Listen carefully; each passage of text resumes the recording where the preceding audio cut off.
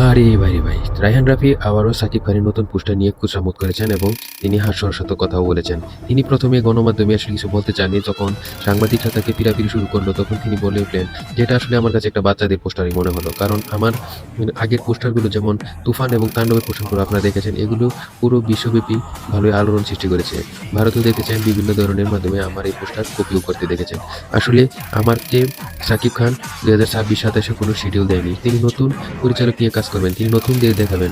দেখাক, এ নিয়ে আমার কোনো কিছু বক্তব্য নেই। কিন্তু তিনি আমাকে একটা শিডিউল দিতে পারতেন। আমি দেখাতে পারতাম উনাকে আরো ভালোভাবে প্রকাশ করতে পারতাম। আসলে আমি যেভাবে সাকিব খানকে প্রকাশ করেছি আসলে অন্য কোনো পরিচালক সেভাবে পারেনি, পারবেও না। আমি তাই সাকিব খানের প্রতি খুবই নয়। আমি বলতে চাচ্ছি আসলে উনার পোস্টারগুলো আগের মতোই মানে বাচ্চা লাগছে। যাই হোক, এটা সাকিব খানের ইচ্ছা। এইসব বিষয়ে তিনি কথা বলেছেন। এখন এইসব বিষয়ে তিনি যা বলেছেন তা আপনার কাছে কেমন মনে হচ্ছে? অবশ্যই কমেন্ট করে জানাবেন। তবে সাকিব খান বরাবরই সবসময় নতুন এবং পরিচালকদেরকে সুযোগ দিয়ে থাকেন যেন তারা ভালো কিছু করতে পারে। আপনার কাছে কিরকম মনে হচ্ছে, নতুনদের দেওয়া কি ঠিক হলো কি না?